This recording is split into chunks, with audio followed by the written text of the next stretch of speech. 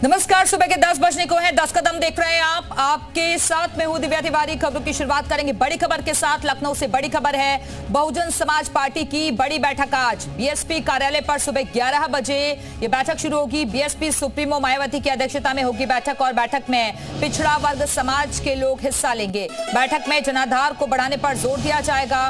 कभी उत्तर प्रदेश की सत्ता पर राज करने वाली मायावती की बहुजन समाज पार्टी अब प्रदेश की राजनीति में अपनी सियासी जनाधार मजबूत करने में जुटी हुई हैं। बहुजन समाज पार्टी की अध्यक्ष मायावती आज पिछड़े वर्ग को पार्टी के साथ जोड़ने के लिए एक विशेष बैठक करेंगी। पार्टी का जनाधार बढ़ाने के लिए मायावती एक नया समीकरण साधने की कोशिश में दिखाई दे रही हैं। दलित के साथ ओबीसी वर्ग को साथ लाकर पार्टी अपने सबसे खराब दौर से निकलने की कोशिश कर रही है। तो अब से थोड़ी देर में बीएसपी की बड़ी बैठक बुलाई गई है। मायावती की अध्यक्षता में यह बैठक होगी। दलितों के साथ ओबीसी को भी लाने की अब कोशिशें की जा रही है। और इसी खबर पर और ज्यादा बातचीत के लिए सीधे रुख करेंगे अपने सहयोगी का। लखनऊ से हमारे साथ हमारे सहयोगी विशाल रघुवंशी इस वक्त जुड़ गए हैं। विशाल, बीएसपी की आज बड़ी बैठक होने वाली है, किन बातों पर जोर रहने वाला है इस बैठक में?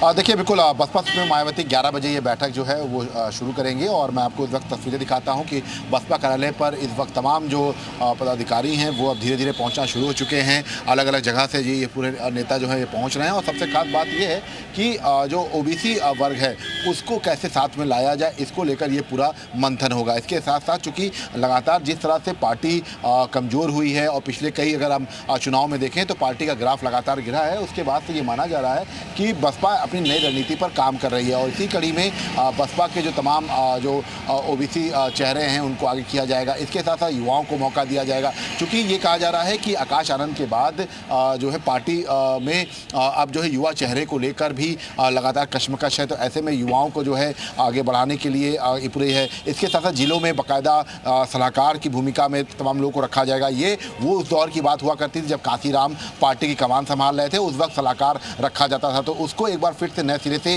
जो है पार्टी में लागू किया जा रहा है। भाईचारा कमेटी की अगर हम बात करते हैं, 2007 में भाईचारा कमेटी का गठन किया गया था, लेकिन 2012 के चुनाव के बाद भाईचारा कमेटी जो है वो भंग कर दी गई थी। तो ऐसे में अब जो है ये कह सकते हैं कि लगातार भाईचारा कमेटी पर भी फोकस किया जाएगा, उसको उसमें भी लगातार जो सामाजिक समीकरण है उसको ध्यान में रखा जाएगा। और इसीलिए ये कह सकते हैं कि बसपा सुप्रीमो मायावती आज तमाम ओबीसी नेताओं के साथ बैठक करेंगी। बैठक करने के बाद तमाम निर्देश जो है वो देंगी।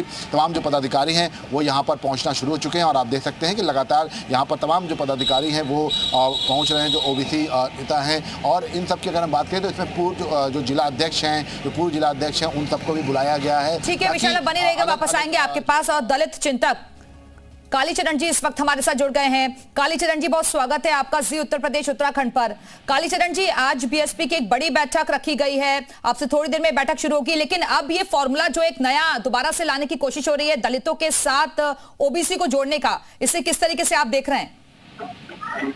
देखिए, मुझे लगता है कि बहन जी अब पुराने फार्मूले पर लौटने के लिए मन बना चुके हैं।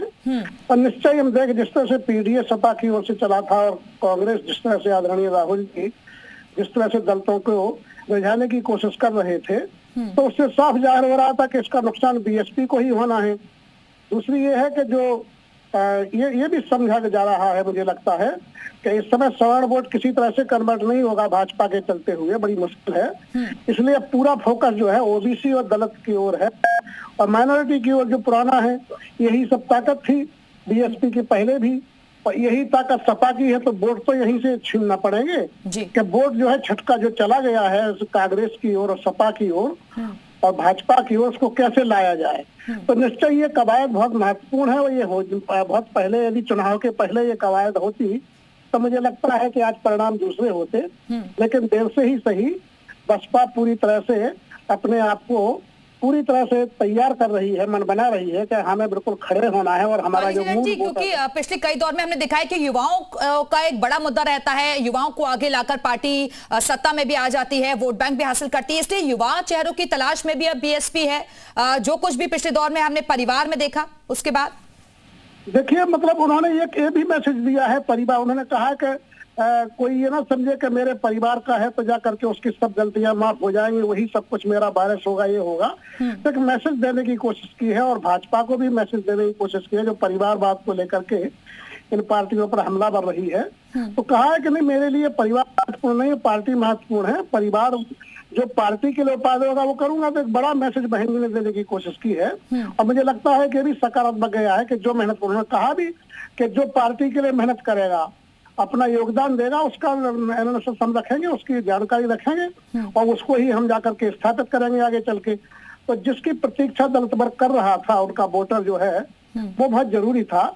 अब मुझे लगता है थोड़ा उनको जो अल्पसंख्यकों पर जो अत्याचार बढ़ गया है और दोयम दर्जे का नागरिक समझ करके उस पर जो बिहेव किया जा रहा है मुसलमानों के खिलाफ, उस पर मायावती जी को अभी और खोल करके आने की जरूरत है।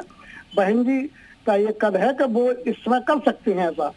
तो यदि बहन जी इसको भी फोकस करती हैं तो ये बहुत बड़ा वोट बैंक है जो उनके साथ जुड़ा रहा है, इंटेक रहा है, वो वापस होता है तो बहुत बड़ी बात है। चलिए, बहुत बहुत शुक्रिया आपका कालीचरण जी हमारे से जुड़ने के लिए। और हमारे साथ हमारे सहयोगी विशाल रघुवंशी लगातार बने हुए हैं। विशाल, ये पुराने फॉर्मूले पर ही मायावती दोबारा से पार्टी को लाने की कोशिश कर रही है, लेकिन ये साफ हो चुका है कि ओबीसी एक बड़ा वोट बैंक रहा है। इसके लिए आपने देखा कि बीजेपी ने कैसे जद्दोजहद की, उसकी काट के लिए समाजवादी पार्टी ने भी वही फॉर्मूला पीडीए का वो लेकर आई और अब मायावती भी उसी राह पर दोबारा चलने की कोशिश कर रही हैं। देखिए बिल्कुल, बसपा भी अगर आप देखेंगे तो ओबीसी वर्ग को लेकर अलग से बैठक कर रही है। ये पहली बार ऐसा देखने को मिला है। दलित वर्ग या तमाम पदाधिकारियों के साथ जरूर बैठक करती रही है, लेकिन ओबीसी वर्ग के साथ ये अलग से बैठक का जो पहला जो एजेंडा है, ये साफ कर रहा है कि उत्तर प्रदेश में जो ओबीसी आबादी है, खासतौर से जो गैर यादव हैं, उन पर जो है पूरी तरह से फोकस किया जाता है। क्योंकि अगर आप देखेंगे तो ये जो वोट बैंक है, ये पिछले 2014 से अगर हम बात करें तो बीजेपी के साथ रहा है और समाजवादी पार्टी ने भी जब पीडीए कार्ड खेला तब उसके बाद भी और उसकी तरफ गया, तो ये सबसे बड़ा वोट बैंक माना जाता है। तो ऐसे में दलितों का वोट बैंक तो बसपा के साथ पूर्व में रहा है, लेकिन लगातार पिछले कई चुनावों में बसपा से ये वोट बैंक छिटका है, जिसके बाद अब ओबीसी पर भी फोकस किया जा रहा है, दलितों पर भी फोकस किया जा रहा है, ताकि मिलाकर ये जो ओबीसी और दलित हैं ये बसपा को मजबूत कर सके। और आप देख सकते हैं कि लगातार यहाँ पर चूंकि 11 बजे का वक्त तय किया गया है, तो तमाम पदाधिकारी जो है वो धीरे धीरे यहाँ पर पहुंच रहे हैं और तमाम पदाधिकारियों के पहुंचने का सिलसिला शुरू हो चुका है। अब से थोड़ी देर में 11 बजे का वक्त बताया जा रहा है जब ये बैठक शुरू होगी। फिलहाल के लिए बहुत